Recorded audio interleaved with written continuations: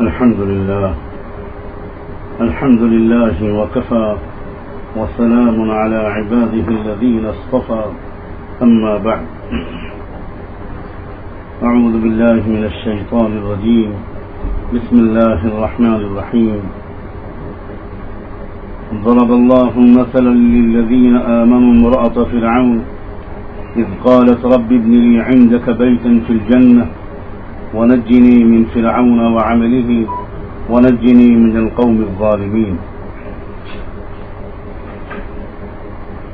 وقال صلى الله عليه وآله وسلم خير متاع الدنيا المرأة الصالحة. سبحان ربك رب العزة عما يصفون وسلام على المرسلين والحمد لله رب العالمين. اللهم صل على سيدنا محمد وعلى آل سيدنا محمد وبارك وسلم. اللهم صل على سيدنا محمد وعلى آل سيدنا محمد وبارك وسلم. اللهم صل على سيدنا محمد وعلى آل سيدنا محمد وبارك وسلم.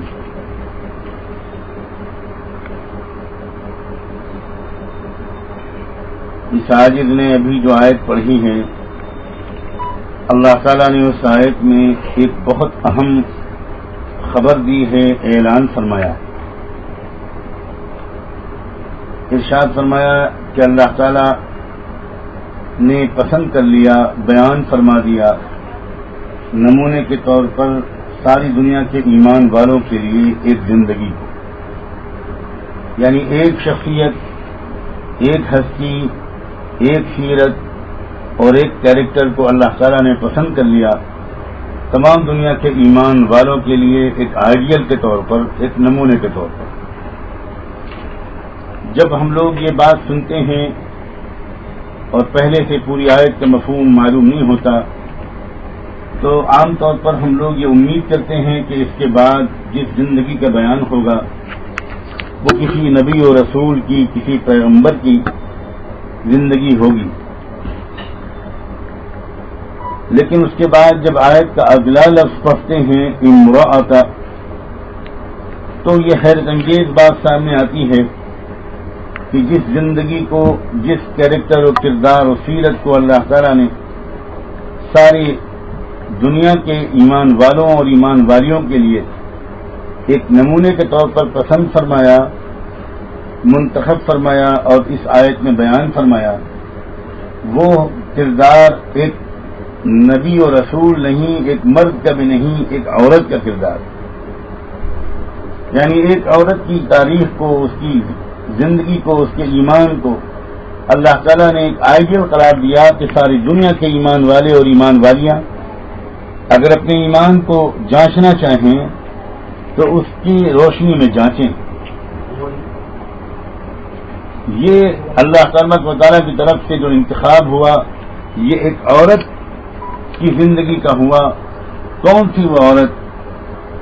یہاں تک جب ہم سنتے ہیں تو خیال ہوتا ہے کہ وہ عورت جس کو اللہ نے اتنا اونچا مقام دیا وہ بھی کسی نبی اور رسول کے گھر کی تربیت یافتہ عورت ہوگی، بہت اچھے ماحول اس کو ملا ہوگا، اور تبھی تو جا کر وہ عورت ایمان کے اعتبار سے اور اعمال و اخلاق کے اعتبار سے اس معیار پر، اس مقام پر پہنچی کہ ساری دنیا کے ایمان والوں اور ایمان والیوں کے لیے اللہ نے اس کو ایک نمونے کے طور پر پسند فرمایا۔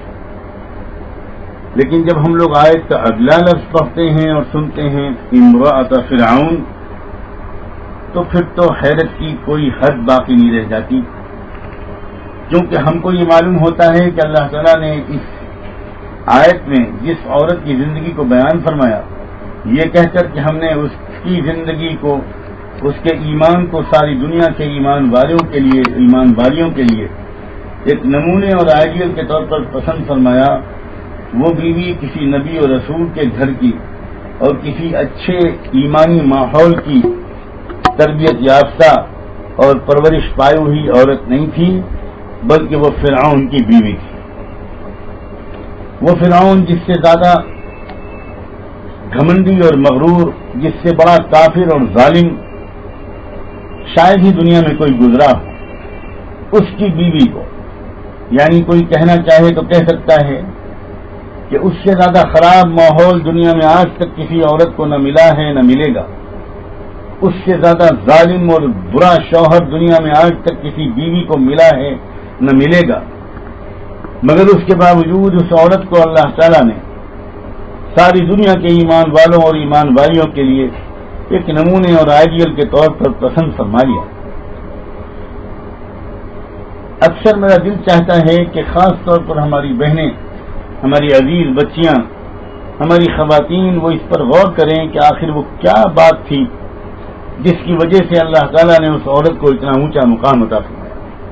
اور یہ بات صرف عورتوں اور بچیوں کے لیے غور طلب نہیں ہے، یہ ساری امت کے ایمان والوں کے لیے، جن میں علماء بھی ہیں، اولیاء بھی ہیں، خواص بھی ہیں، اللہ والے بھی ہیں، یہ سب کے سب ان کے غور کا موضوع بننا چاہیے کہ آخر کیا وجہ تھی، کہ کون سی ادا تھی اس اللہ کی بندی کو کے اندر جو اللہ کو ایسی پسند آ گئی۔ اللہ تعالیٰ نے ہمارے اور آپ کے اندازے کے لیے نہیں چھوڑا، بلکہ خود اپنی کتاب قرآن مجید میں اسی آیت میں آگے چل کر بیان فرما دیا کہ وہ کون سی ادا تھی جو اللہ کو اس کی اس قدر پسند آئی۔ اللہ تعالیٰ ارشاد فرماتے ہیں کہ اذ قالت رب ابن لی عندک بیتا فی الجنہ ونجنی من فرعون وعملہ ونجنی من القوم الظالمین۔ اللہ فرماتے ہیں کہ میری اس بندی کی ایک دعا مجھے پسند آئی تھی، اس کی ایک تمنا، اس کا ایک سوال، اس کی ایک التجا، اس کی ایک درخواست مجھے پسند آئی تھی، جو اس نے میرے سامنے یہ کہتے ہوئے پیش کی تھی کہ رب ابن لی عندک بیتا فی الجنہ، اے میرے رب میرے لیے اپنے پڑوس میں جنت میں ایک گھر بنا دے، اور مجھے فرعون سے اور اس کے ظالمانہ ظلم و ستم سے اور اس کی ظالمانہ تدبیروں سے اب چھٹکارا عطا فرما دے، میرے اللہ اب چھٹکارا عطا فرما۔ کون سا وہ وقت تھا جس وقت اس اللہ کی بندی کی زبان سے یہ دعا نکلی تھی اور اس کے دل کی یہ تمنا دعا بن کر اس کے ہونٹوں پر آئی تھی کہ اللہ تعالیٰ کو اس کی یہ تمنا اور یہ دعا اس قدر بھا گئی، پسند آ گئی کہ اللہ تعالیٰ نے اس کی وجہ سے ساری دنیا کے ایمان والوں کی توجہ اس کی اس دعا کی طرف موڑ دی۔ یہ دعا عام حالات کی دعا نہیں تھی، تفسیر کی کتابوں میں، تاریخ کی کتابوں میں بڑی تفصیل سے وہ حالات لکھے ہیں جس سے گزرنا پڑا تھا اللہ کی اس ایمان والی بندی کو۔ آپ جانتی ہیں اچھی طرح کہ فرعون اپنے ملک کی، اپنی حکومت کی پوری طاقت جھونک رہا تھا اس مقصد سے کہ اس کے ملک میں کوئی ایک آدمی بھی اللہ کے دین کو قبول نہ کر سکے، جس کی محنت کر رہے تھے، جس کو پھیلا رہے تھے موسیٰ علیہ السلام۔ ایڑی چوٹی کا زور لگا رہا تھا اپنی فوج کا اور اپنی پوری طاقت کا استعمال کر کے، وہ پورے ملک میں اس دین کو نہ پھیلنے دینے اور اس کو کچل دینے اور مٹا دینے کی بھرپور کوشش کر رہا تھا۔ لیکن اللہ کا نظام دیکھیے کہ جس دین کو پورے ملک میں وہ زندہ نہیں رہنے دینا چاہتا تھا، کسی کو اس دین کی طرف بڑھنے نہیں دینا چاہتا تھا، اللہ کا کرنا کہ خود فرعون کی بیوی اسی دین میں داخل ہو گئی، وہ ایمان لے آئی اور اس نے تسلیم کر لیا کہ میرا رب اور میرا الہ اس اللہ کے سوا کوئی نہیں جس کی دعوت دے رہے ہیں موسیٰ اور ہارون۔ یہ اللہ کی بندی وہ تھی جس نے بچپن سے موسیٰ علیہ السلام کو دیکھا تھا، یہی وہ عورت تھی جس کی خواہش کی وجہ سے، جس کی فرمائش کی وجہ سے فرعون نے سمندر سے ایک بچے کو نکالنے کے بعد کسی کی فرمائش پر یہ فیصلہ کیا تھا کہ اس کو قتل نہیں کیا جائے گا، ذبح نہیں کروایا جائے گا، بلکہ پالا جائے گا، اور فرعون کے سرکاری خرچے سے بڑے ناز و نعیم میں پالا گیا تھا اس بچے کو، یہی بچے تھے جو آگے چل کر موسیٰ علیہ السلام بنے۔ اسی عورت کی فرمائش پر ان کی پرورش ہوئی تھی، اور اسی عورت نے قریب سے دیکھا تھا ان کے بچپن کو، ان کی نوجوانی کو، ان کی معصومیت کو، ان کے سچے پن کو، ان کی نیکی کی اداؤں کو، اور بالآخر ایک مدت کے بعد جب اللہ تعالیٰ نے نبوت اور پیغمبری کی ذمہ داری عطا فرمائی، ڈالی موسیٰ علیہ السلام کے کندھوں پر، اور تھوڑے دن کے بعد اس اللہ کی بندی کو پورا اطمینان ہو گیا کہ موسیٰ جو کہہ رہے ہیں وہ بالکل حق ہے.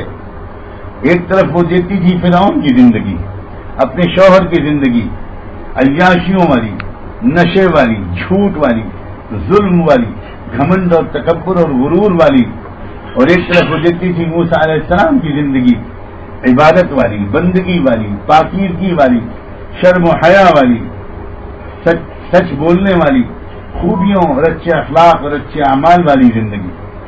بالآخر اس اللہ کی بندی نے اس بات کی گواہی دے ڈالی کہ موسیٰ علیہ السلام جس دین کی دعوت دے رہے ہیں وہی سچ ہے. فرعون جو پورے ملک میں اس دین کو نہیں زندہ ہونے دینا چاہتا تھا، ذرا سوچیں تو کہ وہ دیکھ کر کس قدر غصے سے پاگل ہو گیا ہوگا کہ وہی دین اب تو اس کے بیڈ روم میں داخل ہو گیا. اب وہی دین اس کے بیڈ روم میں گھس گیا. اس دین کو اس کی بیوی نے قبول کر لیا. اس دین کو، جس دین کو مٹانے کے لیے اور جس دین کو کچل دینے کے لیے وہ پورے ملک میں کوشش کر رہا تھا.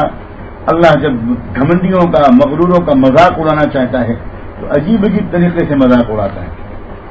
چنانچہ اس کی بیوی کے دل میں ایمان آ گیا اور فرعون نے یہ دیکھ کر اور سن کر وہ بالکل غصے سے پاگل ہو.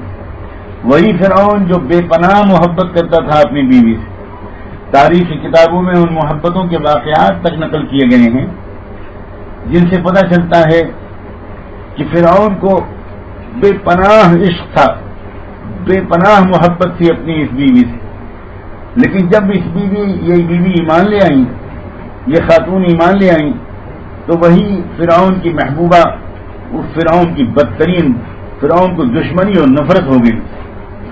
فرعون نے ستانا شروع کیا اپنی بیوی کو، طرح طرح سے تکلیفیں دینی شروع کی، بھوکا مارنا شروع کیا، کمرے میں بند کرنا شروع کیا، یہاں تک کہ زہریلے موذی جانور، سانپ، بچھو، اس طرح کے جانور کمرے میں چھوڑ دیے جاتے، کمرہ بند کر دیا جاتا، کمرے میں وہ اکیلی ہوتی اور وہ اللہ کی بندی بس اللہ تعالیٰ سے مدد مانگتی، حفاظت مانگتی، پناہ مانگتی، امان مانگتی، اور اللہ تعالیٰ مدد فرماتے.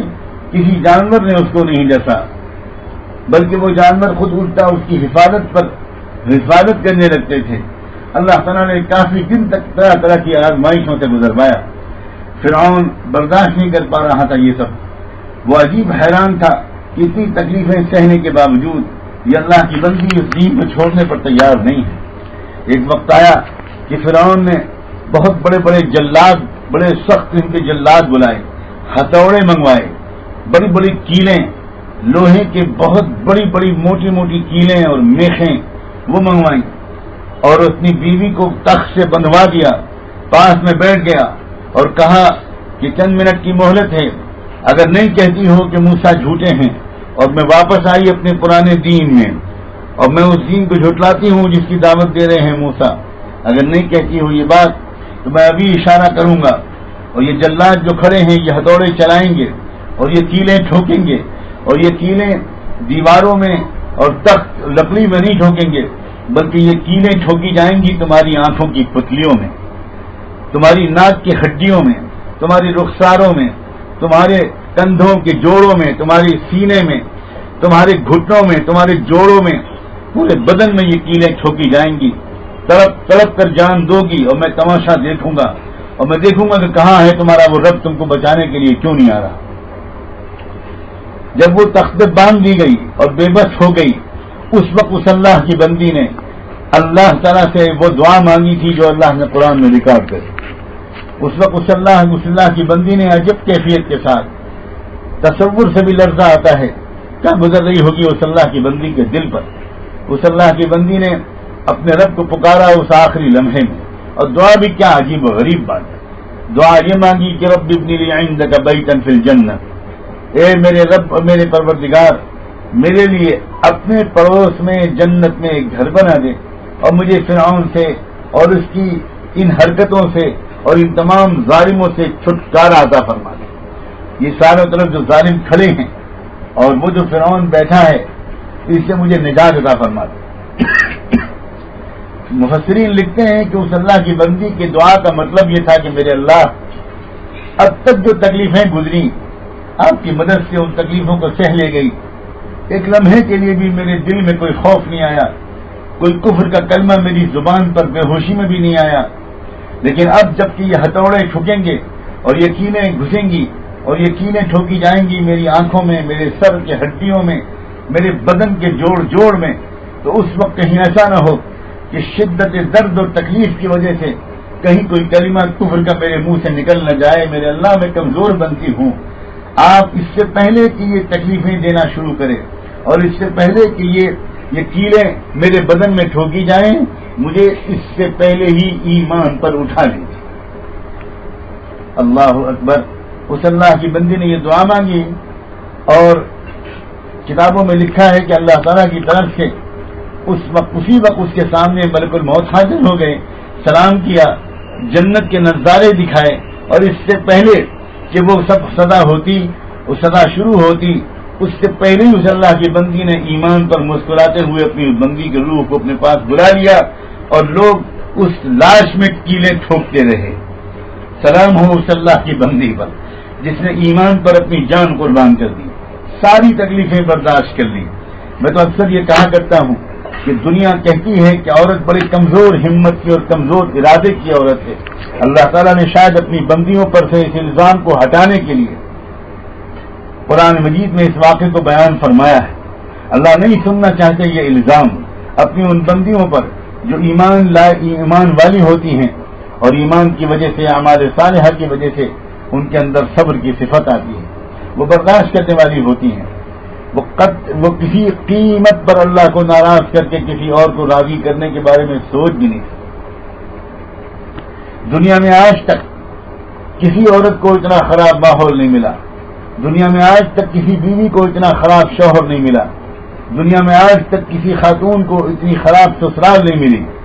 اگر عورتیں اپنے لیے یہ عذر تلاش کرتی ہیں تو غلط کرتی ہیں، اگر یہ بہانہ کرتی ہیں تو قرآن مجید اس کی اصلاح کرنا چاہتا ہے. اگر اور بہت سی عورتیں یہ کہتی ہیں کہ ہمیں اپنا ماحول اچھا نہیں ملا، اگر ماحول اچھا ملتا، اگر دین کا ماحول ہوتا، اگر شریعت و سنت پر عمل کرنے کا ماحول ہوتا، اگر اللہ کے ذکر کا، پردے کا، شرم و حیا کا ماحول ملتا تو میں ایسا کرتی.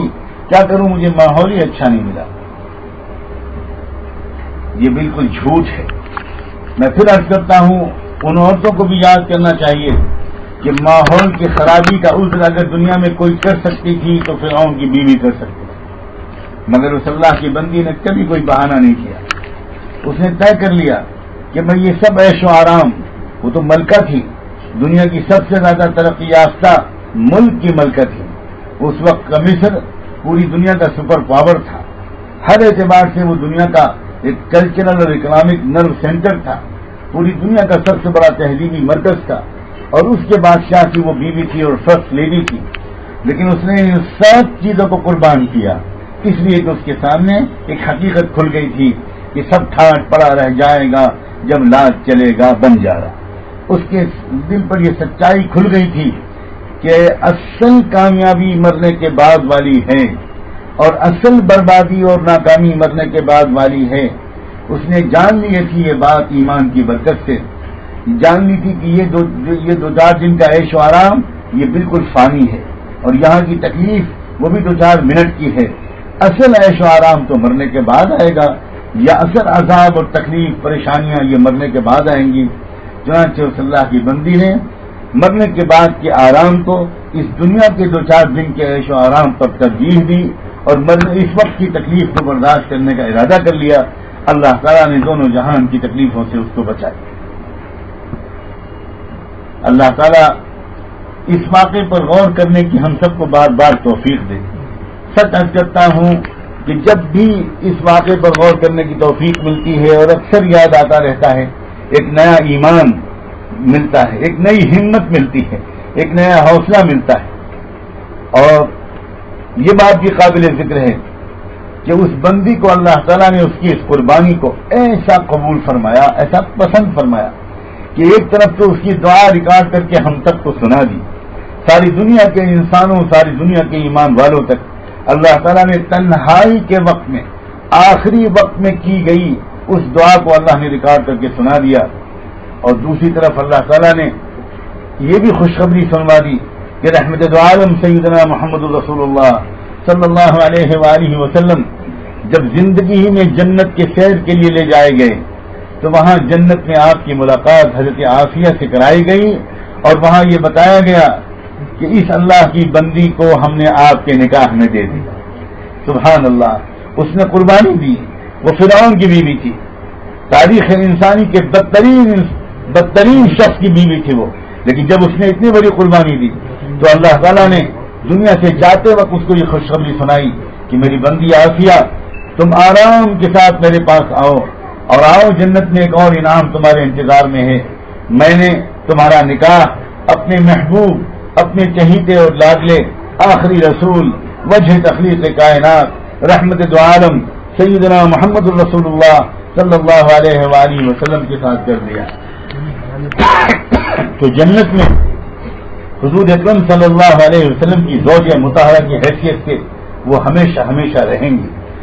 اس قربانی کا بدلہ ہے اللہ نے ان کو دیا. ایسا معلوم ہوتا ہے کہ اللہ تعالیٰ اپنی بندیوں کی قربانیاں، اپنی بندیوں کے ایمان پر کچھ زیادہ ہی خوش ہوتا ہے، کچھ زیادہ ہی ان کو عطا فرماتا ہے، دگنا اجر ان کو ملتا ہے، دگنا انعام ان کو ملتا ہے. یہ اللہ تعالیٰ کی طرف سے خصوصی اعزاز ہے اپنی بندیوں کے لیے. اللہ تعالیٰ کو خاص پیار و توجہ ہے.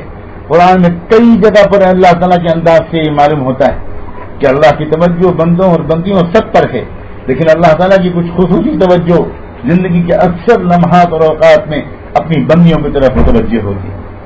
چنانچہ اللہ تعالیٰ نے قرآن مجید میں جہاں اس بندی کی دعا کا ذکر فرمایا اور ایک اور بندی کی بھی دعا کا ذکر فرمایا ہے، میں وہ واقعہ سنانے کے بعد ایک خاص بات آپ بہنوں اور بچیوں سے عرض کروں گا. اللہ آسان فرما دے. اللہ تعالیٰ نے ایک اور مقام پر ایک اور بندی کا ذکر فرمایا، بلکہ اسی آیت کے فوراً بعد اس بندی کا ذکر فرمایا ہے. میں ذرا پیچھے سے اس واقعے کو سنانا چاہتا ہوں. اللہ تعالیٰ کے ایک پیغمبر تھے حضرت عمران علیہ السلام.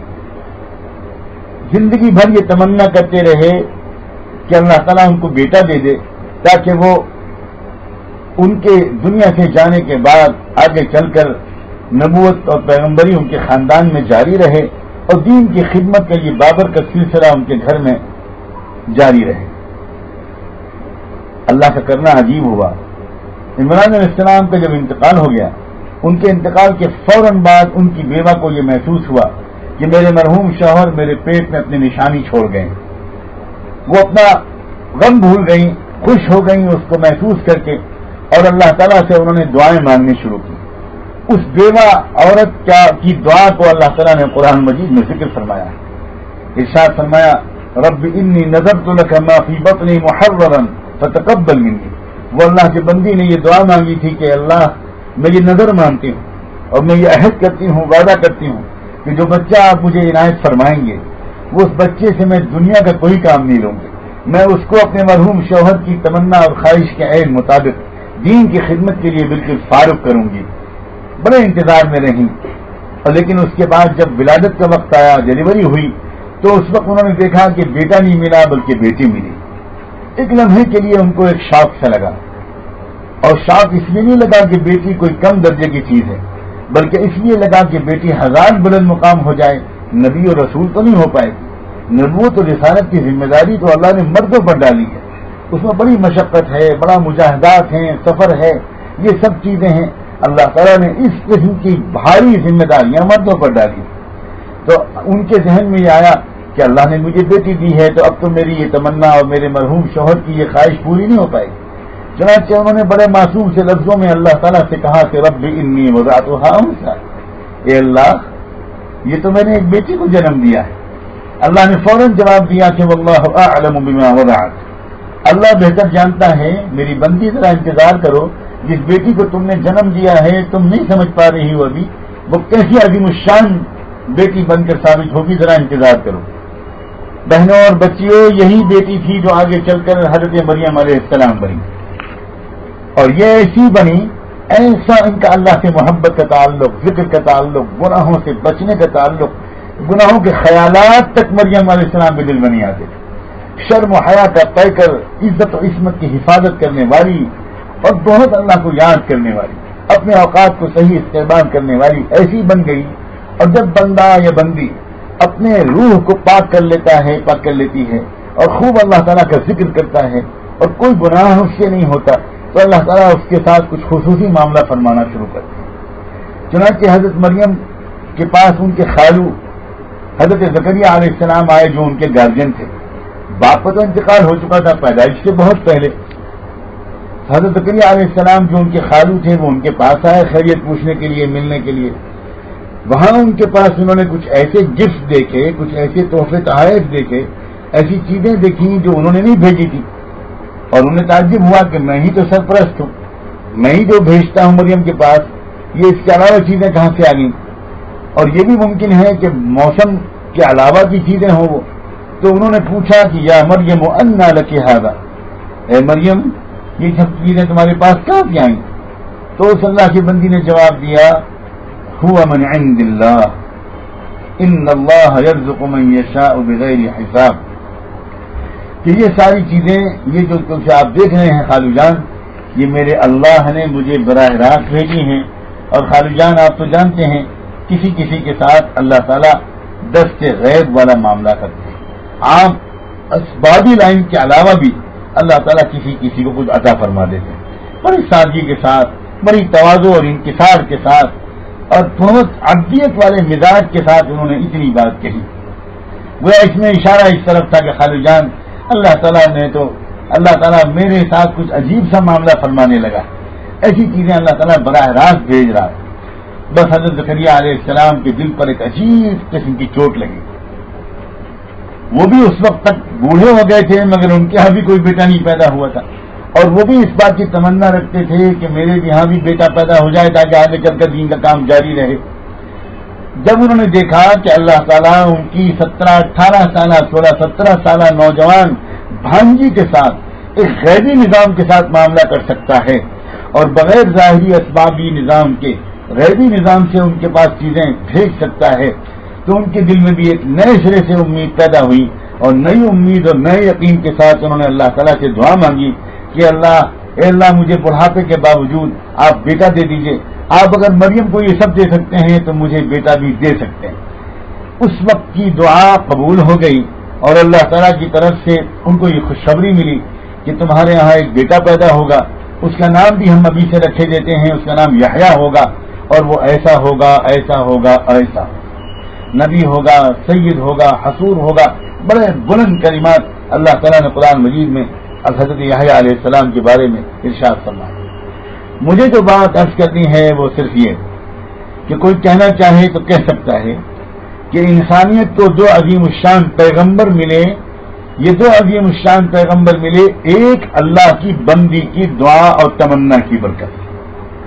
حضرت عمران علیہ السلام کی بیوہ عورت کی تمنا تھی کہ اللہ مجھے بیٹا دے دیجئے تاکہ میرے مرحوم شوہر کی خواہش کے مطابق وہ دین کی محنت کو جاری رکھے، نبی و رسول بنے، نبوت و رسالت میرے گھر میں جاری رہے۔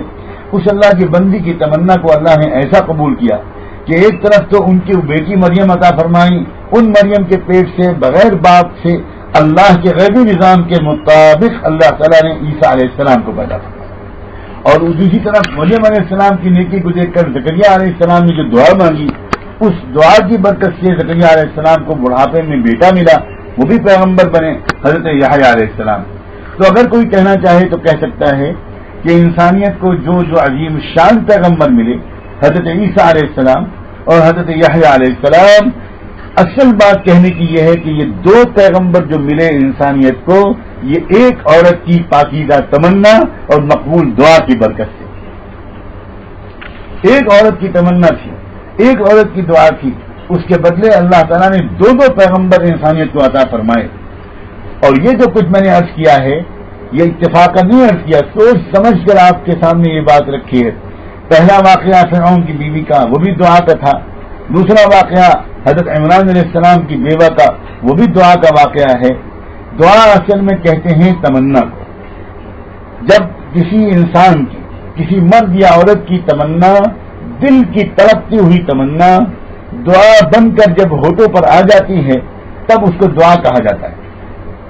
جس دعا کے پیچھے تمنا نہ ہو وہ دعا ہی نہیں ہے۔ اب میں عرض کرتا ہوں کہ اس سے یہ پتہ چلتا ہے، اور اللہ تعالیٰ نے شاید اسی لیے ان چیزوں کا قرآن مجید میں ذکر فرمایا کہ اللہ کی بندیوں کی تمناؤں کا رخ اگر ٹھیک ہو جائے، ان کے جذبات اگر ٹھیک ہو جائیں، ان کے دل کی ترقی اور مچلتی ہوئی تمناؤں کا تعلق ذرا بلند چیزوں سے جڑ جائے تو دنیا میں انقلاب آ جائے۔ اسی لیے پوری دنیا کی باطل طاقتیں، پوری دنیا کی مغربی پالیسی ساز، پوری دنیا کے لوگ عورتوں کی تمناؤں کے رخ کو پس سے پس سطح تک لے جانا چاہتے ہیں۔ جب عورتوں کی تمنائیں گھٹیا چیزوں کی ہو جاتی ہیں، ان کی فرمائشیں گھٹیا چیزوں کی ہو جاتی ہیں، وہ چند چیزوں سے آگے بڑھ کر سوچ ہی نہیں پاتی، بلند مقاصد کے لیے عورتوں کا دل میں کوئی تمنائیں نہیں مچلتی، تو پورا معاشرہ پستی کی طرف چلا جاتا ہے، پورا معاشرہ پستی کی طرف چلا جاتا ہے۔ اور جس معاشرے کے عورتوں کی تمناؤں کا رخ ٹھیک ہو گیا، جس معاشرے میں تمناؤں پر بار بار زور دے رہا ہوں، مجھے امید ہے کہ آپ دھیان سے سن رہی ہوں گی، میں صرف نماز کی رکعتوں کے بارے میں نہیں کہہ رہا ہوں، اصل چیز ہے دل کی تمنا۔ اگر کسی عورت کی تمنا یہ ہو جائے کہ مجھے دنیا میں سادہ زندگی پر میں دل سے راضی ہوں، درمیانی زندگی پر دل سے راضی ہوں، کسی سے محتاجی نہ ہو، کسی کے مقروض نہ بنے، درمیانی طور پر سادگی کے ساتھ زندگی بسر سے جائے، یہ بھی ہو میرے گھر میں، یہ بھی ہو میرے گھر میں، ایسے میرے زیور ہوں، ایسے میرے کپڑے ہوں۔ اگر ان چیزوں کی تمنائیں کم ہو جائیں اور اگر یہ تمنائیں دوسری طرف آگے بڑھ جائیں، زیادہ سے زیادہ اللہ راضی ہو جائے، اللہ کی محبت میرے دل میں آ جائے، اللہ کا خوف میرے دل میں آ جائے، اللہ کو تنہائی میں یاد کرنے لگوں، میرے بچے دیندار بن جائیں، میرے بچے پاکیزہ بن جائیں، میرا شوہر مجھ سے راضی رہے، ہم دونوں میں بے پناہ جسمانی اور روحانی محبتوں کا رشتہ برقرار رہے، پورا گھر اور خاندان تقوی کے رنگ میں رنگ جائے، زیادہ سے زیادہ غریبوں کی ہم کو خدمت کا موقع مل جائے، زیادہ سے زیادہ کمزوروں کی خدمت کا ہم کو موقع مل جائے۔ جس گھر کی عورت کی تمناؤں کا یوگ ٹھیک ہو جاتا ہے، وہ گھر چمک اٹھتا ہے، وہ گھر پاکیزہ بن جاتا ہے، اس گھر میں پلنے والے بچوں کی زندگی بالکل دوسرے رخ پر چلتی ہے، دنیا چل جاتی ہے کسی اور رخ پر، فیشن کے رخ پر، بے پردگی کے رخ پر، بے حیائی کے رخ پر، بے شرمی کے رخ پر، فضول خرچی کے رخ پر، لیکن اس گھر کے پلنے والے نوجوان بچے اور بچیاں، ان کا رخ بالکل دوسرا ہے، ان کی تمنائیں بالکل دوسری ہیں۔ اس لیے سب سے زیادہ جو توجہ کی ضرورت ہے میری عزیز بہنوں اور میری بچیوں، سب سے زیادہ جس چیز کی طرف توجہ کی ضرورت ہے، ذرا جھانک کر دیکھیں کہ آپ کے دل میں شوق کس چیز کا زیادہ ہے، کس چیز کا شوق زیادہ ہے۔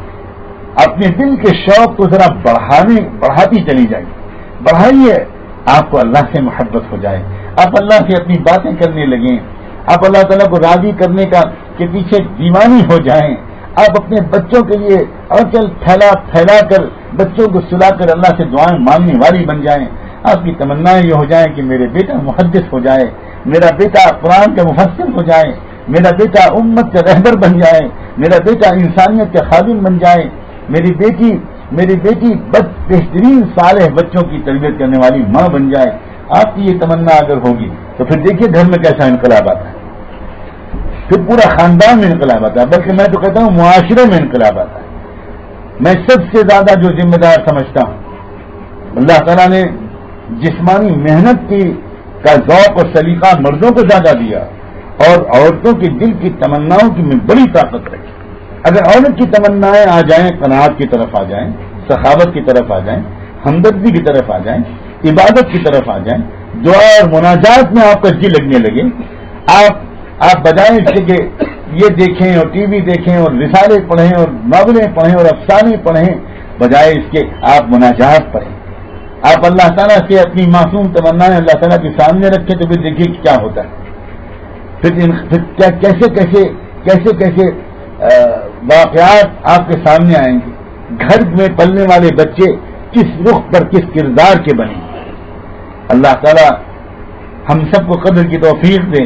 رحمت دو عالم سیدنا محمد رسول اللہ صلی اللہ علیہ وآلہ وسلم نے پوری سیرت کے خلاصے کے طور پر عرض کرتا ہوں، عورتوں پر نفلی نمازوں کا بوجھ نہیں ڈالا، عورتوں پر نفلی تلاوت کا، نفلی روزوں کا بوجھ نہیں ڈالا، اعمال کی تعداد کی طرف ترغیب عورتوں کو آپ نے ہمیشہ کم دی، آپ نے ہمیشہ عورتوں کی تمناؤں کے رخ کو بدلنے کی طرف بہت زیادہ توجہ۔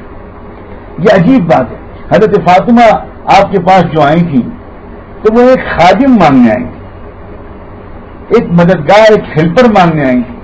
کام کا بہت بوجھ تھا، پانی بھر کے لانا، خود آٹا پیسنا، کھانا پکانا، ایک دو آدمیوں کا نہیں، مستقل سینکڑوں مہمان گھر میں ہوتے تھے اور بہت کام تھا حضرت فاطمہ پر.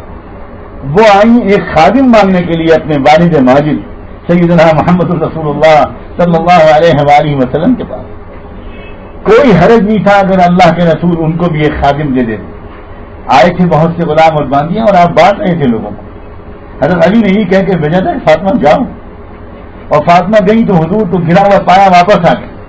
حضور نے دیکھ لیا کہ میری بیٹی آئی تھی واپس چلی گئی. تو جب فارغ ہوئے آپ اس کام سے تو خود گئے حضرت فاطمہ کے پاس کہ بیٹی تم آئی تھی کیا بات؟ فاطمہ دوڑ کر آئی، کہا ابا اب آپ میں دیکھ رہی تھی کہ آپ سب کو بانٹ رہے ہیں. علی نے مجھ سے کہا کہ تم چلی جاؤ، میں تو نہیں کہوں گا، مان لو شاید کوئی مددگار، کوئی غلام مل جائے، کوئی باندھی مل جائے تو کچھ کام تمہارا بڑھ جائے، آسان ہو جائے، اس لیے آئی تھی. صلاۃ و سلام ہو سیدنا محمد رسول اللہ صلی اللہ علیہ وآلہ وسلم پر. حضور نے ہاتھ رکھا اپنی جگر کی ٹکڑی فاطمہ کے کندھے پر، کہا میری بیٹی فاطمہ اگر میں تم کو خادم کے بجائے کچھ اور دے دوں تو کیسا رہے گا؟ اگر میں تم کو کچھ کلمات اللہ کی یاد کے سکھا دوں تو بتاؤ تم راضی ہو؟ فاطمہ اسی باپ کی بیٹی تھی کہ ابا پھر آپ چھوڑیے خادم، آپ مجھے وہی سکھا دی، آپ مجھے وہی کلمات ذکر سکھا دی.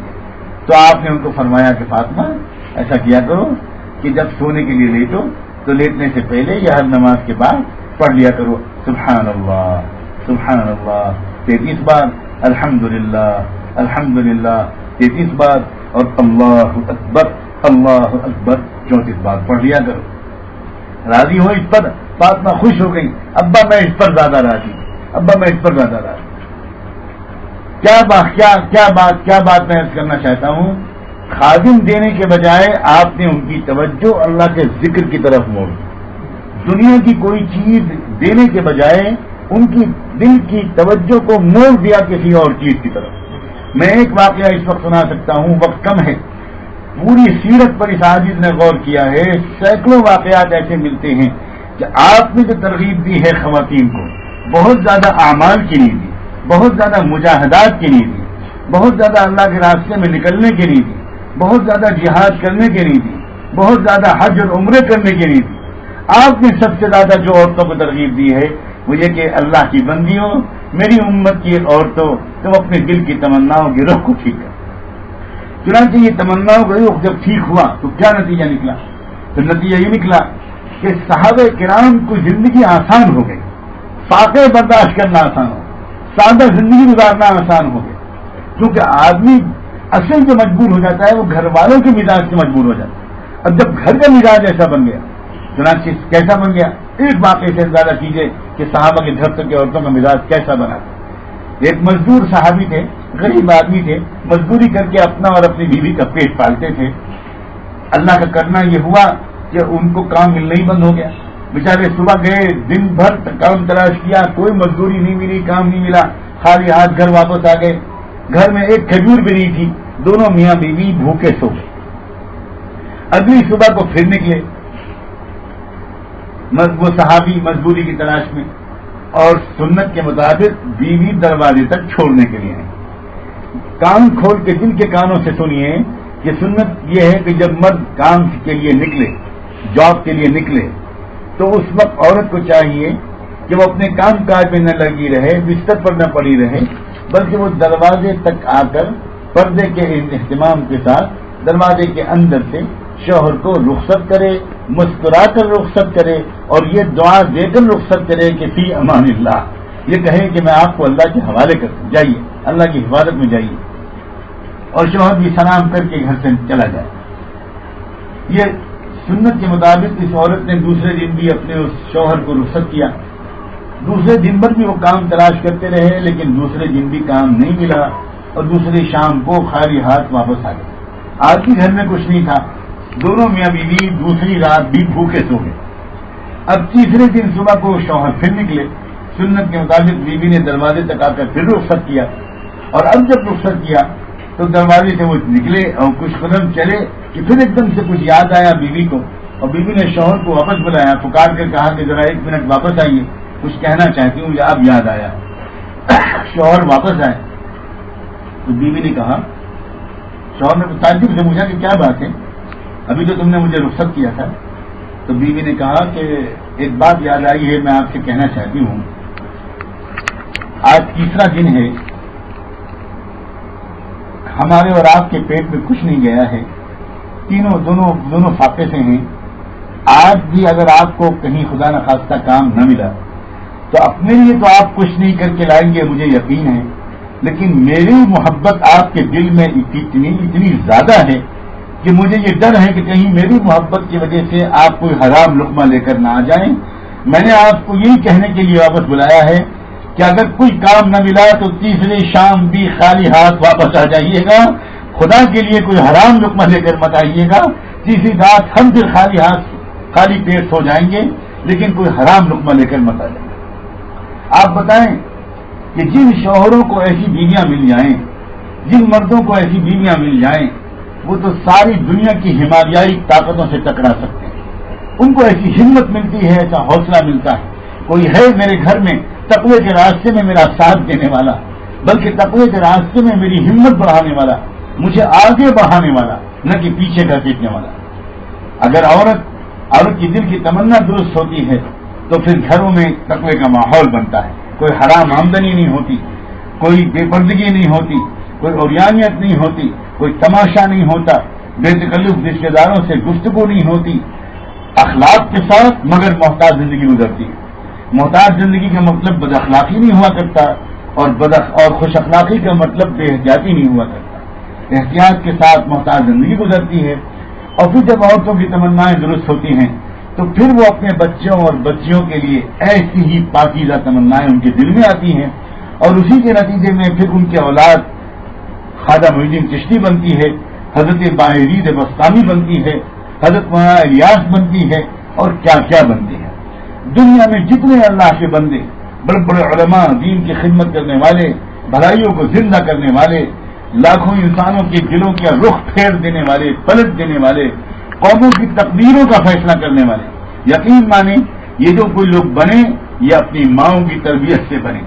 عورت کا سہارا تھا، ماؤں کی تربیت تھی، ماؤں کی دعائیں تھیں، بہن کی محبت بھری دعائیں تھیں، اور بیوی کا وفادارانہ ساتھ تھا، اور پھر بیٹیوں کی دعائیں تھیں۔ یہ سب مل کر یہ حوصلہ دیا کرتے ہیں۔ اللہ تعالیٰ آپ کو اس طاقت کے خزانے کو سمجھنے کی توفیق دے جو اللہ نے آپ کو، اور میں کہہ سکتا ہوں کہ صرف آپ کو دیا، یعنی وہ چیزیں تمناؤں کے اعتبار سے، آنسوؤں کے اعتبار سے، دعاؤں کے اعتبار سے، وفا کے اعتبار سے، محبت کے اعتبار سے، عزم و ارادے کے اعتبار سے، یہ جو عورت کو ملا ہے اللہ نے، یہ شاید مرد کو بھی اس درجے کا نہیں ہے۔ اور یہ اسی لیے تھا، یہ کوئی اتفاقی بات نہیں تھی کہ ابراہیم علیہ السلام کا واقعہ مکمل نہیں ہو سکتا جب تک حضرت حاجرہ کی قربانی کا ذکر نہ کیا ہے، اور اللہ نے اپنی بندیوں کی قربانیوں کی جو قدر کی ہے اس پر نظر کرنے کی ضرورت ہے۔ حضرت حاجرہ کی قربانی ہی تو تھی کہ ابراہیم علیہ السلام کو اللہ نے اپنے حکم سے بھیج دیا، اکیلی تھی، لیکن جب پتہ چلا کہ اللہ کے حکم سے جا رہے ہیں ان کا آپ شوق سے جائیں، بالکل اللہ ہماری حفاظت فرمائیں گے، مجھے یقین ہے۔ یہ یقین، یہ توکل اور یہ قربانی رنگ لائی۔ اب بیٹھی وہاں ننھے منھے بچے کو لے کر اکیلی، بالکل اکیلی، تصور سے بھی رونگٹے کھڑے ہوتے ہیں۔ سینکڑوں میل تک کوئی انسان نہیں، کوئی روشنی نہیں، کوئی زندگی کا کوئی سایہ نہیں، اور اکیلی عورت بچے کو لیے بیٹھی ہے دو پہاڑوں کے بیچ میں۔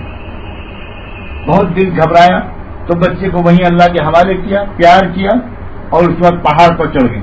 بچے کو لے کر پہاڑ پر چڑھنا ان کے بس کی بات نہیں تھی، تو بچے کو نیچے لٹا کر اوپر پہاڑ پر چڑھی، چڑھتے چڑھتے چڑھتے اوپر پہنچ گئی۔ اوپر جا کر دور تک دیکھ رہی ہیں، کوئی قافلہ تو نہیں گزر رہا، کوئی روشنی کے آثار تو نہیں ہیں، کہیں پر کوئی زندگی تو نہیں نظر آتی۔ دیکھتی ہیں دیکھتی ہیں دیکھتی ہیں، ایک دم یاد آتا ہے کہ بچہ اکیلا ہے، کہیں کوئی جانور نہ آ جائے، تو پھر ادھر کی پہاڑ سے نیچے اتر کے لاتی ہیں، بچے کو پیار کرتی ہیں، چومتی ہیں، پھر اس کو سلاتی ہیں، کھلاتی ہیں۔ تھوڑی دیر پھر دل گھبرانے لگتا ہے تو دوسرے پہاڑ پر چڑھ جاتی، پھر دوسرے پہاڑ کی چوٹی پہ پہنچتی، وہاں سے دیکھتی ہیں دور دور تک کوئی زندگی کے آثار، کوئی روشنی کے کرن۔ پھر بچہ یاد آتا ہے، پھر دل گھبراتا ہے کہ بچے کو کسی جانور تکلیف میں پہنچا دے، پھر نیچے اتر کر آتی ہے، پھر بچے کو دیکھتی ہے. ایک طرف اللہ کا بھروسہ بھی ہے، ایک طرف بچے کی ممتا اور محبت بھی ہے. وہ تو ماں ہی سمجھ سکتی ہے کہ ان کے دل پر کیا گزر رہی ہوگی، کون سی طاقت ان کو اوپر لے جا رہی تھی، کون سی طاقت ان کو نیچے لا رہی تھی.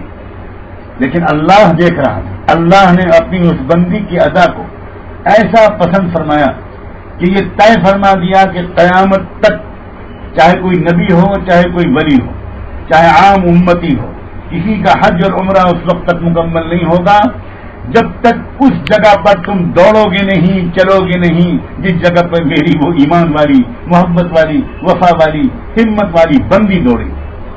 ایک بندی کی محبت اور ایمان کی یادگار ہے صفا و مروہ. کیوں آخر اللہ تعالیٰ نے آج کوئی کہے کہ آج نہ کوئی بچہ ہے نہ کوئی پہاڑ ہے، ہم کیوں دوڑیں چلیں؟ لیکن اللہ تعالیٰ کہتا ہے کہ نہ،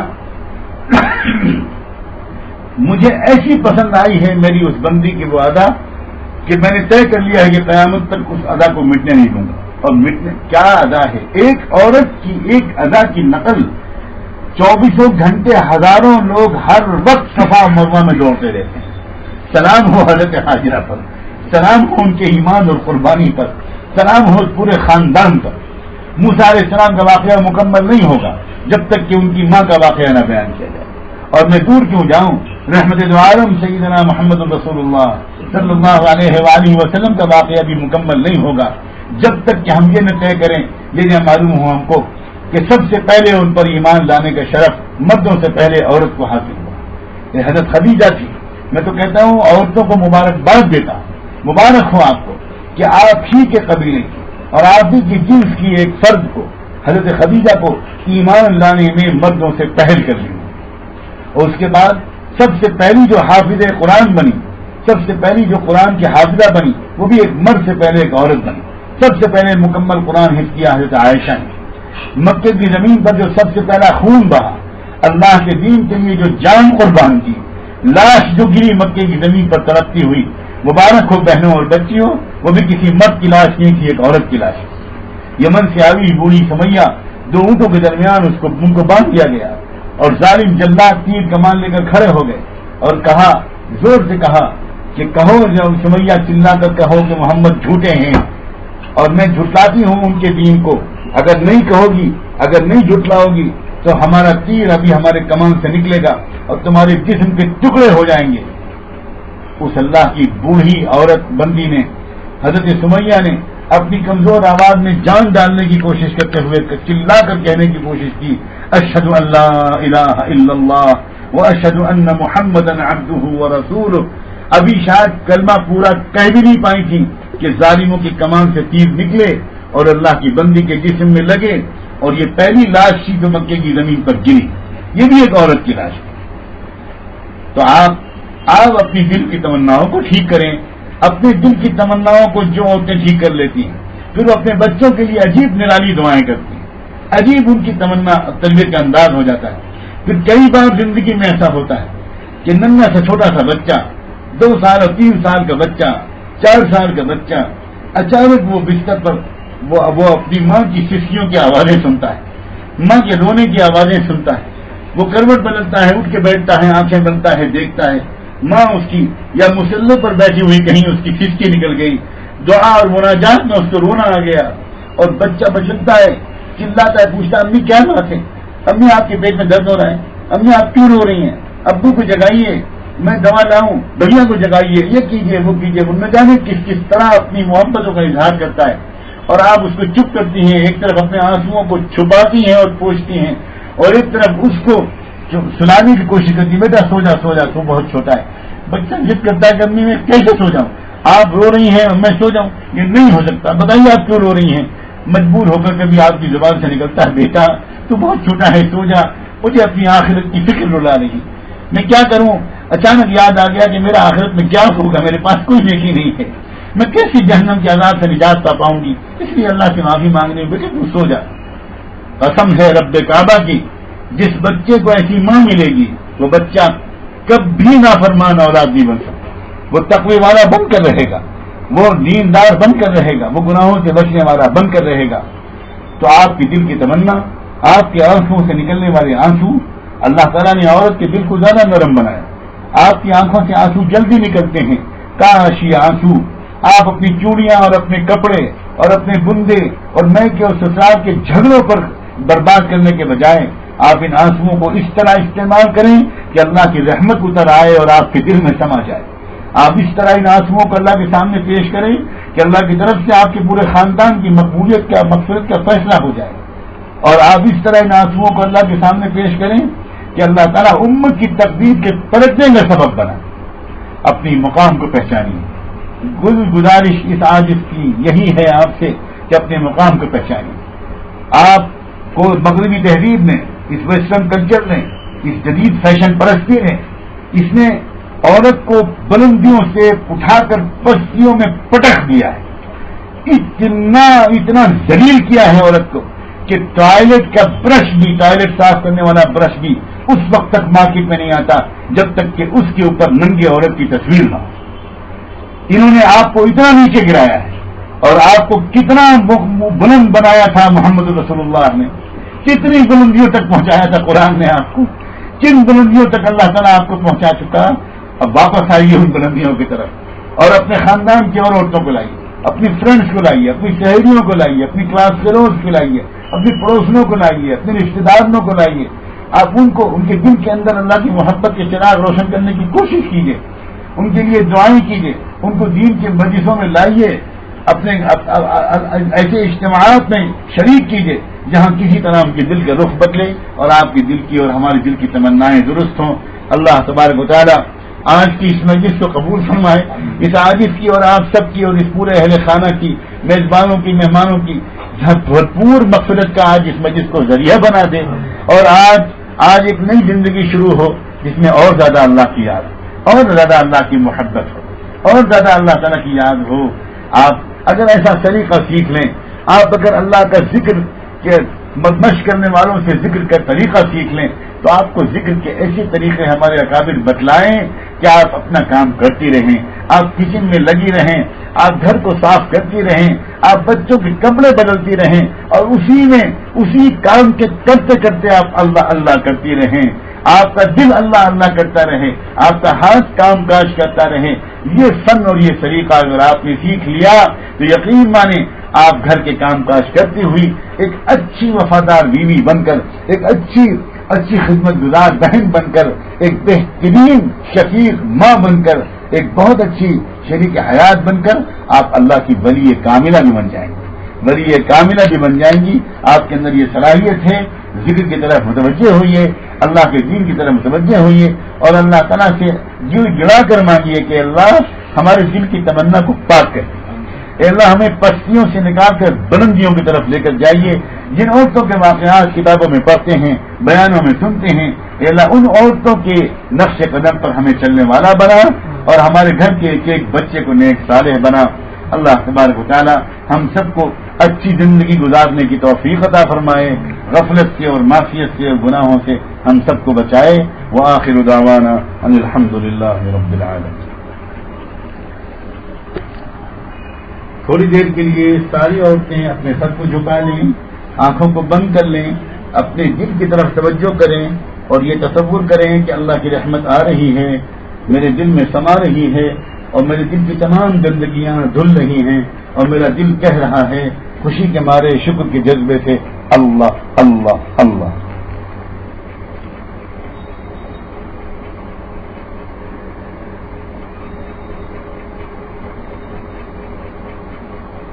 انسان جب اپنے من میں جھانکتا ہے تو اس کو اپنے حقیقی تصویر نظر آتی ہے.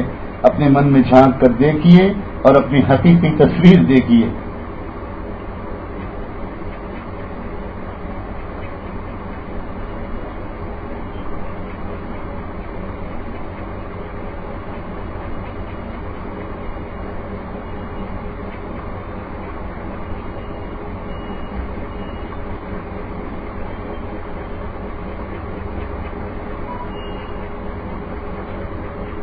آئیے دعا مانگیے. اللہم صل علی سیدنا محمد وعلی آل سیدنا محمد وبارک وسلم. اللہم اغفر للمسلمین والمسلمات والمؤمنین والمؤمنات الاحیاء منهم والاموات. اللہم انک عفو کریم تحب العفو فاعف عنا. اے اللہ ہم آپ کے بندے اور آپ کی بندیاں آپ کے حضور میں حاضر ہیں. ظاہر میں تو ہم آپ کے بندے ہیں، حقیقت میں ہم بہت گندے ہیں. آج معاف فرما دیجیے میرے اللہ، معاف فرما دیجیے، معاف فرما دیجیے میرے اللہ، معاف فرما دیجیے. اقرار کرتے ہیں جتنا موقع آپ نے اب تک عنایت فرمایا ہم نے اس موقع کو برباد کر دیا. ہم اس موقع کو اگر استعمال کے لیا ہوتا، ہم نے اس موقع کی قدر کی ہوتی تو ہمارا حال بہت بہتر ہوتا، ہمارا ایمان بہت مضبوط ہوتا، آپ سے تعلق ہوتا، آپ سے محبت ہوتی، نمازوں میں جان ہوتی، اخلاق بہتر ہوتے، ہماری تمناؤں کا رخ بہتر ہوتا. میرے اللہ کیا کریں، اب تک ہم نے اپنے موقع کو، ملے ہوئے موقع کو برباد کر دیا، سب سے شیطان نے ہلاک کر دیا. ہم لوگوں کی دیکھا دیکھی زندگی گزارتے رہے، وہی سب سوچتے رہے جو لوگ سوچتے ہیں، وہی تمنائیں دل میں پالے رہے جو لوگ پالتے ہیں. اے اللہ کیا کرے، اب تو جو ہونا تھا ہو گیا. اب پچھلی زندگی کو معاف فرما دیجیے، آج معاف فرما دیجیے میرے اللہ، معاف فرما دیجیے، معاف فرما دیجیے میرے اللہ، معاف فرما دیجیے، معاف فرما دیجیے. اے اللہ معاف فرما دیجیے، اے اللہ آج معاف کر دیجیے میرے اللہ، معاف فرما دیجیے، معاف فرما دیجیے. اللہ ہم بڑے خطا کار ہیں، اے اللہ بہت خطا کار ہیں. سب کے بالوں سے لے کر پیروں کے ناخنوں تک گناہوں میں لت پت ہو گئے ہیں میرے اللہ. اے اللہ کوئی نہیں ہے معاف کرنے والا آپ کے سوا، کوئی نہیں ہے میرے اللہ معاف کرنے والا آپ کے سوا. اے اللہ آپ کی بندیاں بیٹھی ہیں، جب بچہ نجاست میں لت پت ہو جاتا ہے تو اللہ مرد لوگ تو رومال منہ پر رکھ لیتے ہیں، چہرہ پھیر لیتے ہیں، لوگ آس پاس سے گزر کے بھاگ جاتے ہیں. لیکن یہی ہیں جب ماں کو پتہ چلتا ہے کہ میرا بیٹے نے نجاست کر دی تو وہ اپنے سجے سجائے کپڑوں کی پرواہ نہ کر کے دوڑ کے آتی ہے اور اس بچے کو نجاست کی جگہ سے اٹھاتی ہے، اس کو دھلاتی نہلاتی ہے، اس کے کپڑے بدلتی ہے، اس کے میک اپ کرتی ہے، کریم پاؤڈر لگاتی ہے، سرما لگاتی ہے اور پھر اس کو سجا دیتی ہے. پھر اس بچے کو سب پیار کرنے لگتے ہیں. اے اللہ ہم بھی اپنے گناہوں کی نجاست میں اے اللہ لچڑے ہوئے پڑے ہیں. اے اللہ دنیا کے لوگ تو اے اللہ رخ پھیر کر جا رہے ہیں، کیا آپ بھی رخ پھیر لیں گے میرے اللہ؟ کیا آپ بھی رخ پھیر لیں گے؟ ایسا مت کیجیے میرے اللہ، مت کیجیے. سنا ہے اور یقیناً سچ ہے کہ ماؤں سے زیادہ آپ کو اپنے بندوں سے محبت ہے. آپ بڑھائیے میرے اللہ اور نجاست کی جگہوں سے ہم کو اٹھا لیجیے اور توبہ کے پانی سے ہم کو نہلا دیجیے، توبہ کے پانی سے ہم کو نہلا دیجیے اور تقوی کے لباس ہم کو پہنا دیجیے. اے اللہ اس سے پہلے کہ کفن کا لباس ہم کو پہنایا جائے، تقوی کے لباس ہمیں پہنا دیجیے. اور اے اللہ علم کا اور ذکر کا اے اللہ میک اپ کر دیجیے، اللہ سجا دیجیے، اللہ سجا دیجیے. اخلاق کا اے اللہ غازہ لگا دیجیے. اے اللہ پھر دیکھیے لوگ کیسا پیار کرتے ہیں. وہ قومیں جو نفرت کر رہی ہیں وہ قومیں بھی محبت کرنے لگیں گی. اے اللہ آج ہماری دعاؤں کو قبول فرما. اے اللہ آپ کی بندیاں ان دعاؤں پر آمین کہہ رہی ہیں اور ہو سکتا ہے بہت سی بندیوں کی آنکھوں میں آنسو بھی آ گئے ہوں. اے اللہ ہم تو روز دیکھتے ہیں اے اللہ بیوی کی آنکھ میں آنسو شوہر نہیں دیکھ سکتا. اے اللہ بہن کی آنکھ میں آنسو بھائی نہیں دیکھ سکتا. اے اللہ بھائی بڑے ارمانوں سے اپنی بہن کی شادی کر کے رخصت کرتا ہے، جب وہ رخصت ہو کر سسرال چلی جاتی ہے دور تک اس کی کار کو دیکھتا رہتا ہے اور وہ جاتی ہے اس وقت تک تو وہ اپنے آپ کو قابو میں رکھتا ہے، بہن کو اپنے کندھے سے لگا کر اس کی پیشانی کو چوم کر رخصت کرتا ہے، اس کو ہمت دلاتا ہے جا بیٹا جا بیٹا جا جا بہنا جا رخصت ہو جا. اب اس گھر میں جا کر سب کا دل جیت. لیکن بعد جب بہن چلی جاتی ہے تو یہی بھائی جو ابھی تک بہن کو چپ کر رہا تھا، تسلی دے رہا تھا، یہی خود کسی کھمبے کے پیچھے کھڑا ہوا روتا ہوا دکھائی دیتا ہے یا تکیے پہ منہ چھپا کر روتا ہوا دکھائی دیتا ہے. اے اللہ کسی بہن کے آنسو اگر کوئی بھائی نہیں دیکھ سکتا اور کسی بیٹی کے آنکھ میں آنسو کوئی باپ نہیں دیکھ سکتا اور کسی بیوی کے آنکھ میں آنسو کوئی شوہر نہیں دیکھ سکتا اور اللہ کسی اولاد کے آنکھ میں آنسو کوئی ماں نہیں دیکھ سکتی، تو آپ بھی اپنی ان بندیوں کے آنسوؤں کے طفیل آج ہم سب کی مغفرت فرما دیجیے، ہم سب کی مغفرت فرما دیجیے. ہمیں اتنا نیک بنائیے جتنا نیک ہونا آپ کو پسند ہے. اے اللہ اپنی پسند کے مطابق ہمیں بنا دیجیے. اے اللہ ہم آج ہی آ گئے ہیں نفس و شیطان سے، تھک گئے ہیں میرے اللہ، اب آپ کی مدد کے بغیر ہم کچھ نہیں کر سکتے. اے اللہ ہم نے مان لیا، ہم نے بالکل تسلیم کر لیا، اپنے بلبوتے پر ہم ماحول کا مقابلہ نہیں کر پائیں گے. اے اللہ اپنی توبہ کے بلبوتے پر ہم آپ تک نہیں پہنچ پائیں گے. اے اللہ ہماری توبہ کا تو حال یہ ہے صبح کو توبہ کرتے ہیں اور شام تک ٹوٹ جاتی ہے. اے اللہ ہم اتنے کمزور ہیں کہ 10 قدم آپ کی طرف آگے بڑھتے ہیں مگر یہ نفس و شیطان اور یہ بگڑا ہوا ماحول 50 قدم ہم کو پیچھے کی طرف دھکیل دیتے ہیں. اے اللہ اب ہم کو بچا لیجیے, ہمیں مضبوط ہمت دے دیجیے, ایک نیا ایمان, ایک نیا ارادہ, ایک نیا حوصلہ, ایک مکمل تقویٰ, ایک زوردار ارادہ, ایک مضبوط ارادہ عطا فرما. اے اللہ تقیہ نصیب فرما, تقیہ نصیب فرما. اے اللہ جس جگہ پر یہ اجتماع ہو رہا ہے, یہاں کی نشست ہو رہی ہے, اے اللہ یہاں کو قبول فرما, اس گھر کے رہنے والوں کو قبول فرما, سب آنے والوں اور آنے والیوں کو قبول فرما. اے اللہ دنیا کے لوگوں کی آنکھیں پتہ نہیں کس کی چیز سے ٹھنڈی ہوتی ہیں, ہماری آنکھیں اے اللہ اپنی یاد دے کر ٹھنڈا کر دیجیے, اپنی محبت دے کر ٹھنڈا کر دیجیے, ذوق عبادت دے دیجیے, ذوق دعا دے دیجیے, ذوق مناجات دے دیجیے. شکر کی عادت عطا فرما, نہ شکری سے بچا, شکر شکایت سے بچا, بدگمانی سے بچا. اے اللہ شوہر اور بیوی کے درمیان, ہر جوڑے کے درمیان بھرپور محبت عطا فرما, بھرپور محبت عطا فرما. دل ٹوٹ کر پیار کرنے والا بنا, ٹوٹ کر ایک دوسرے کی خوشیوں کے لیے اپنی راحتوں کو قربان کرنے والا بنا. اور اے اللہ پورے گھر کے ایک ایک فرد کو, ہم میں سے ہر ایک کے گھر کے ایک ایک فرد کو اے اللہ ولایت کاملہ عطا فرما. اے اللہ بڑے دربار میں آئے ہیں تو بھی چھوٹی چیز نہیں مانگیں گے, بڑی چیز مانگیں گے. اے اللہ بڑی چیز مانگیں گے. اے اللہ ہم سب کو ولایت کاملہ عطا فرما, اے اللہ ولایت کاملہ عطا فرما, اے اللہ ولایت کاملہ عطا فرما. اے اللہ سلسلے کی برکتیں ہم سب کو نصیب فرما, اے اللہ سلسلے کی برکتیں ہم سب کو نصیب فرما. اے اللہ ہمارے حضرت, اے اللہ جن کے در سے اے اللہ پتہ نہیں کتنی زندگیاں دنیا میں روزانہ ہدایت کی چراغ روشن کرتی ہیں, اے اللہ ان کی سائے کو سلامت رکھیے, اے اللہ ان کی زندگی میں وہ برکت عطا فرما, اور ہم سب کو زیادہ سے زیادہ ان سے اور اپنے دیگر صالح بندوں سے استفادے کی توفیق عطا فرما. اے اللہ اپنے کرم سے ہماری دعاؤں کو قبول فرما دیجیے. اے اللہ مان جائیے میرے اللہ, اے اللہ مان جائیے, اے اللہ مان جائیے. اے اللہ ہم آپ کو منانے آئے ہیں, اے اللہ منانے آئے ہیں. اے اللہ زمین اور آسمان کے تیور بتا رہے ہیں کہ آپ ناراض ہو گئے. اے اللہ کب تک ناراض نہ ہوتے, کوئی کسر چھوڑی ہے ہم نے, کوئی کسر چھوڑی ہے ہم نے. اے اللہ یہ تو آپ ہی ہیں کہ آپ یہ سب دیکھ کر بھی برداشت کر رہے ہیں, پھر بھی کھلا رہے ہیں, پلا رہے ہیں, پہنا رہے ہیں, پھر بھی نمازوں کی توفیق دے رہے ہیں. اے اللہ کوئی کتے کو اپنے گھر میں نہیں آنے دیتا. اے اللہ کتوں سے زیادہ گئے گزرے بے وفا ہو گئے. اے اللہ اب تک آپ نے مسجدوں میں آنے سے ہم کو نہیں روکا. اب تو یہ تھا کہ آپ فرشتے کھڑے کر دیتے دروازوں پر اور کہتے کہ میرا یہ بندہ جب آئے تو اسے بھگا دینا, کہہ دینا خبردار میرے گھر میں آنے کے تم لائق نہیں ہو, تم اندر سے بھی گندے باہر سے بھی گندے. اے اللہ مگر آپ ایسا نہیں کر رہے, آپ بڑے مہربان ہیں, آپ بڑے رحیم و کریم ہیں. اپنی شان رحیمی اور شان کریمی کا آج آپ کو واسطہ دیتے ہیں. ہمیں معاف فرما, ہمیں معاف فرما, ہمیں معاف فرما. اور اللہ ہم کو مکمل اسلام عطا فرما, مکمل ایمان عطا فرما, مکمل احسان عطا فرما. اور اے اللہ ہمارے سینوں میں اپنی محبت کی آتش روشن فرما. اے اللہ جب تک زندہ ہیں ایمان کے ساتھ, نیک کاموں کی توفیق کے ساتھ اور عافیت کے ساتھ زندہ رکھیے گا. اور جب موت کا وقت آئے اے اللہ آسان موت ایمان کامل پر عطا فرما دیجیے, ایمان کامل پر آسان موت عطا فرما دیجیے. اے اللہ آسان موت عطا فرما دیجیے.